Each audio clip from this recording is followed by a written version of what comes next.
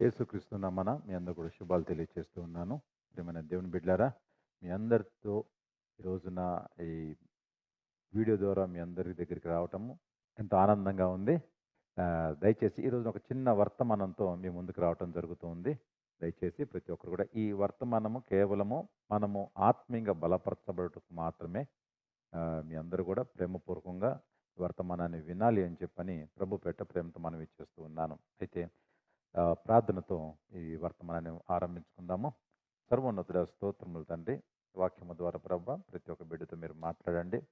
ఎంతమంది అయితే నా దేవ ఈ వర్తమానాన్ని వింటున్నారో, వింట ద్వారా విశ్వాసం కలుగునని చెప్పి నా తండ్రి మీరు చెప్పి ఉన్నారు. అటు విశ్వాసంలో బిడ్డలందరూ నా తండ్రి ఎదుగునట్లు మీ సహాయత అనుగ్రహించమని కోరుతూ మమ్మల్ని మీ చేతులకు అప్పగించుకుంటూ యేసునామని ప్రార్థన సమర్పిస్తున్నాం మా పరమ తండ్రి. ఆమేన్. హల్లెలూయా. ఒక మాట చదువుకుందాము. ఆది కాండము 7వ అధ్యాయము 17, 18 వచనాలు నేను చదువుతాను. దయచేసి మీరందరూ జాగ్రత్తగా వినాలని చెప్పి మనవి.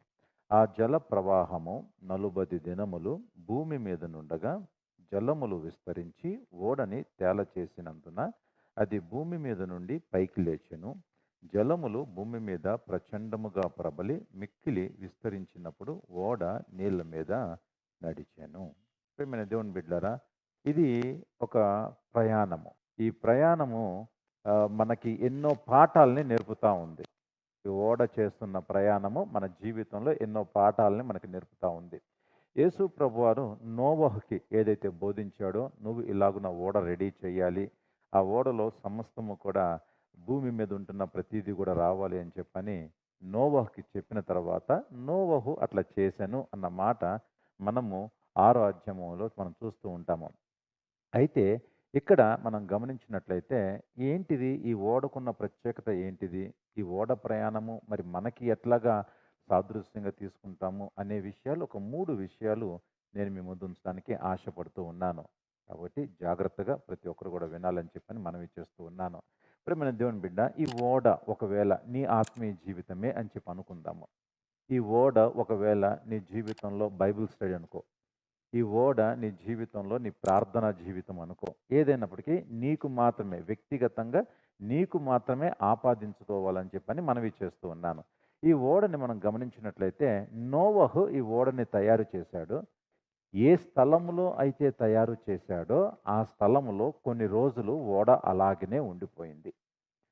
ఓడ ప్రయాణం అవ్వాలి అనంటే దానికి కావాల్సింది ఏంటిదనంటే నీళ్లు ఉండాలి. ఏ ఓడ ప్రయాణము చెయ్యాలన్నా సరే నీళ్లు ఉండాలి. నీళ్లు లేకపోతే ఓడ అనేది ప్రయాణము చేయటము అసాధ్యము. ఓడ ప్రయాణము కొనసాగటము కూడా అసాధ్యమే. నోవహు ఓడని తయారు చేశాడు గాని నీళ్ళని అందించలేకపోయాడు.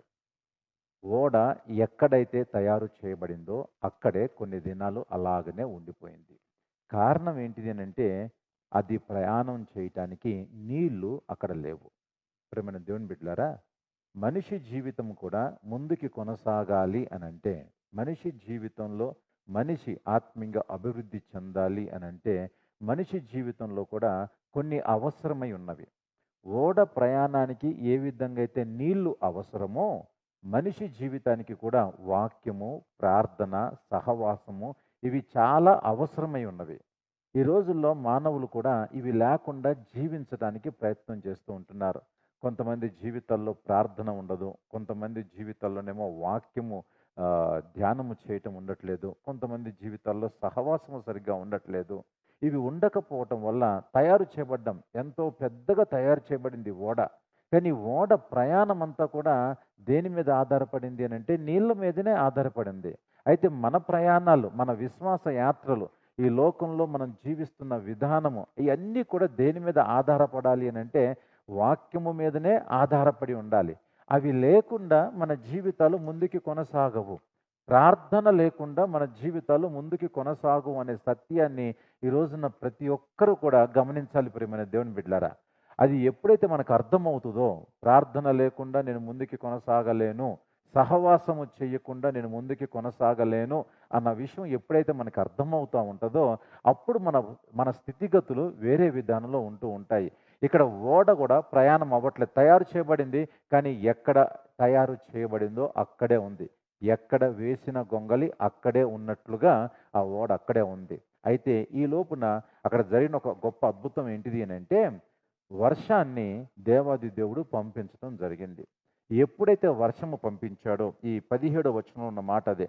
ఆ ప్రవాహము 40 దినములు భూమి మీద నుండగా, జలములు విస్తరించి ఓడని తేలచేసినందున అది భూమి మీద నుండి పైకి లేచెను.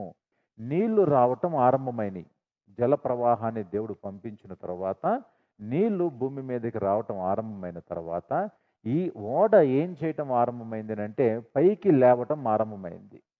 సరే, మన దేవుని బిడ్డలారా, ఈ సత్యాన్ని ఒక్కసారి మనం మన జీవితంలో ఒక్కసారి చూసుకుంటే, నీళ్లు లేనంత సేపు భూమి మీద ఉన్న ఓడ, ఎప్పుడైతే నీళ్లు వచ్చాయో, నీళ్ళ నీళ్ళ ప్రవాహాన్ని బట్టి, ఆ ప్రవాహం పెరగటం వల్ల ఏమవుతూ ఉంది అనంటే, ఈ ఓడ ఆ నీళ్ళ మీద నుండి నీళ్ళలో తేలటం ఆరంభమైంది. పైకి లేచెను అని ఉంది అక్కడ. పైకి లేచెను. అవును. భూమి నుండి పైకి లేచిందంట. కారణం ఏంటిది అనంటే, నోవహు కాదు, కారణము ఆయన కుటుంబము కాదు, ఏది కూడా కాదు. కేవలము ఓడ పైకి లేపబడటానికి గల ఏకైక కారణము నీళ్ళు. నీళ్ళు. నీ జీవితంలో కూడా నువ్వు ఉన్న స్థితి నుండి పైకి లేపబడాలి. ఒకవేళ నువ్వు దుఃఖంలో ఉన్నావేమో, ఆ దుఃఖము నుండి నువ్వు పైకి లేపబడాలి. లేకపోతే ఆ స్థలము నుండి నువ్వు బయటికి నడిపింపబడాలి అనంటే, నీ జీవితంలో కూడా వాక్యము చాలా అవసరమై ఉన్నది. ఆ వాక్యము ఎప్పుడైతే నీ జీవితంలోనికి ప్రవేశించిద్దో, నీ యొద్దకు వచ్చిద్దో, లేతే నీవు వాక్యాన్ని ఆహ్వానిస్తావో, నీ హృదయంలోనికి వాక్యాన్ని ఆహ్వానిస్తూ ఉంటావో, లేతే వాక్యాన్ని నువ్వు చదువుతూ ఉంటావో, ఆ వాక్యము నువ్వు ఉన్న స్థితిని మార్చిద్ది. ఆ వాక్యానికి అంత శక్తి ఉన్నది. యేసు ప్రభువారు తన వాక్కుని భూలోకంలో ఏదో అలవాటుగా పెట్టి వెళ్ళలేదు ప్రియమైన దేవుని బిడ్డలారా. తన వాక్కుని మనకు అనుగ్రహించడం గల కారణం ఏంటిది అనంటే, మన స్థితిగతుల నుండి మనల్ని విడిపించటానికి. ఇది ఎంతసేపు అయితే నీళ్లు లేవో, ఈ ఓడ భూమికి అతుక్కుపోయి జీవించింది. కానీ ఎప్పుడైతే నీళ్లు వచ్చాయో, పైకి లేచి అది నడవటం ఆరంభించింది. ఇదే మన జీవితంలో మనం నేర్చుకోవాల్సిన గొప్ప సత్యము. నీళ్లు ఉన్నప్పుడే మన జీవితాలు బాగుంటాయి. వాక్యము ఉన్నప్పుడే మన జీవితాలు ఈ భూమి నుండి, భూ సంబంధమైన ఆలోచనల నుండి, భూ సంబంధమైన కోరికల నుండి మనము వేరుపరచబడి మనం జీవించటానికి ఎక్కువ అవకాశాలు ఉంటాయి. నీ జీవితంలో వాక్యము లేనంతసేపు, నీ జీవితంలో వాక్యానికి నువ్వు అవకాశం ఇవ్వనంతసేపు, నీవు కూడా ఎక్కడ తయారయ్యావో, ఎక్కడ రెడీ అవుతున్నావో అక్కడే ఉంటుంది నీ జీవితం తప్ప, నీ జీవితంలో ఏ మార్పు ఉండదు, నీ స్థితిగతుల్లో మార్పు ఉండదు ప్రియమైన దేవుని బిడ్డలారా. ఇక్కడ నీళ్లు కొన్ని పెరిగాయంట. నీళ్లు కొన్ని పెరగగానే ఇది ఆటోమేటిక్గా పైకి లేచి నడవటం ఆరంభించింది. కొద్దిగా తేలటం ఆరంభించింది ఓడ. అరే, తేలుతూ ఉన్నప్పుడు యేసు ప్రభు వారు అంటూ ఉన్నారు, ఇంకా నీళ్లు కావాలి దీనికి ఇంకా నీళ్లు కావాలి అని చెప్పని యేసు ప్రభు వారు ఇంకా కొన్ని నీళ్ళని, జల ప్రవాహాన్ని ఇంకా పంపించడం జరిగింది. ఎప్పుడైతే జల ప్రవాహం పెరగటం ఆరంభమైందో, ఆటోమేటిక్గా ఆ జల ప్రవాహము అక్కడున్న పర్వతములను ముంచింది, అక్కడున్న కొండలను ముంచింది, అక్కడున్న ప్రతీది కూడా ముంచి ఈ ఓడ యొక్క ప్రయాణము సాఫీగా సాగటానికి అవకాశాన్ని ఇచ్చింది. ఒకవేళ నీళ్లు పెరగలేదు అనుకోండి, నీళ్లు ముందు ఉన్నంత నీళ్ళే ఉన్నాయి అనుకుందాం కొద్దిసేపు, ప్రవాహం పెరగలేదు.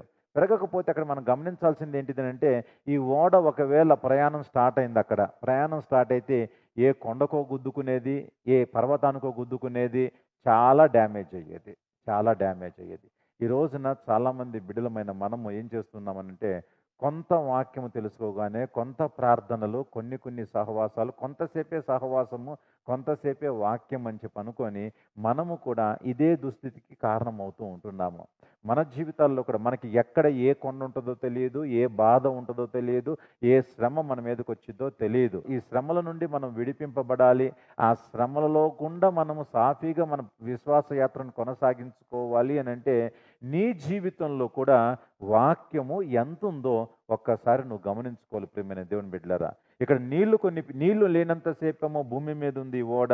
నీళ్లు కొంత పెరిగాయి, పైకి తేలటం ఆరంభమైంది.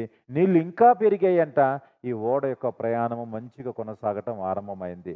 పర్వతాలు మునిగిపోయాయి, కొండలు మునిగిపోయాయి. ఈ ఓడకి ఇంకా ఏది కూడా అడ్డు రావట్లేదు. కారణం ఏంటిదనంటే వాక్యం ఏం చేసిందనంటే ఆ ఓడ యొక్క ప్రయాణాన్ని ఈజీ చేసేసింది. నీ జీవితంలో కూడా ఇదే జరిగిద్ది ప్రియమైన దేవుని బిడ్డ. నీ జీవితంలో ప్రార్థన మంచిగా ఆశించిన విధంగా నువ్వు ఆశించినట్లు కాదు, దేవుడు ఆశించినట్లు నువ్వు ప్రార్థన చేయగలిగితే, దేవుడితో నువ్వు ఎంత ఎక్కువగా గడపగలిగితే, దేవాది దేవుడు ఏం చేస్తుంటాడంటే నీ ఎదుట ఉన్న శ్రమలను లేదా నీ ఎదుట ఉన్న పరిస్థితులను, శరీర సంబంధమైన పరిస్థితులన్నిటిని కూడా దేవుడు అణిచివేయటానికి ఎక్కువ అవకాశాలు ఉంటాయి. మన జీవితంలో ఈ రోజున వాక్యము మనం ఎంత చదువుతున్నామో, ఎంత ధ్యానం చేస్తున్నామో ఒక్కసారి పరిశీలన చేసుకుందాము. ఇక్కడ నీళ్లు పెరగటం వల్ల ఓడ ప్రయాణము మంచిగా కొనసాగింది. నీ జీవితం కూడా సుఖ సంతోషాలతో ఉండాలి. నీ విశ్వాస యాత్ర మంచిగా కొనసాగాలి. ఎన్ని శ్రమలు నీకు ఎదురైనా నీ విశ్వాస యాత్ర ఆగకుండా ముందుకు కొనసాగాలి అనంటే ప్రియ సహోదరి సహోదరుడా, వాక్యానికి అవకాశం ఇవ్వు. ప్రార్థన చేయి. దేవుడి సన్నిధిలో ప్రార్థన చేయి. ఎంతగా ప్రార్థన చేయగలుగుతావు అంతగా ప్రార్థన చేయి. ఆయన పాదాలు పట్టుకొని బతిమిలాడు. ఆయన పాదాలు పట్టుకొని గోజాడు. ఆయన పాదాలను పట్టుకొని నీ కన్నీరు విడుస్తూ నువ్వు ఎప్పుడైతే దేవుడి సన్నిధిలో ప్రార్థన చేస్తూ ఉంటావో, దేవాది దేవుడు నీకు పర్వతంగా అనిపించొచ్చేమో గానీ, నీకు కొండగా అనిపించొచ్చు, నీకు పెద్ద పెద్ద చెట్లు కనిపించొచ్చు. కానీ దేవుడు వాటన్నిటిని కూడా తన వాక్కు ద్వారా దేవాది దేవుడు అటన్నిటిని అణిచివేసి నీ ప్రయాణం మంచిగా కొనసాగేటట్లు దేవుడే సహాయం చేస్తాడు. కాబట్టి దయచేసి నీ జీవితంలో ఈ వాక్యపు పరిస్థితులను, వాక్యము చదివే విషయం, వాక్యము ధ్యానం చేసే విషయము, వాక్యము వినే విషయం అంతా కూడా జాగ్రత్త కలిగి ఉండాలని, ప్రార్థించే విషయంలో జాగ్రత్త కలిగి ఉండాలని, సహవాసము ఎంత ఎక్కువగా చేయగలిగితే అంతగా సంఘముతోనూ సంఘముతోనూ సహవాసం కూడా ఎక్కువగా చెయ్యాలి అని చెప్పని మీ అందరికీ ప్రేమతో మనవి చేస్తూ మాటలు ముగిస్తూ ఉన్నాను. ప్రార్థన చేసుకుందాము. సర్వోన్నతుడా, స్తోత్రములు తండ్రి. ప్రభా, నీ మాటలు నా తండ్రి, కొన్ని మాటలు ప్రభా బిడ్డలకి తెలియచేసి ఉండగా నా దేవా, వాక్యం విన్న ప్రతి ఒక్క బిడ్డని ప్రభ మీరు ఆశీర్వదించండి. విన్న వాక్యము బిడ్డల హృదయాల్లో ఫలింపచేయండి. నీ శక్తితో నింపమని ప్రార్థిస్తూ ప్రభా, బిడ్డల జీవితాలని ప్రభ మీరే దర్శించండి. వాక్యపు ఒక విలువను ప్రభ బిడ్డలు తెలుసుకున్న తండ్రి జీవించున్నట్లు కృపను అనుగ్రహించమని కోరుతూ యేసునామని ప్రార్థన సమర్పిస్తున్నాం మా పరమ తండ్రి. ఆమేన్.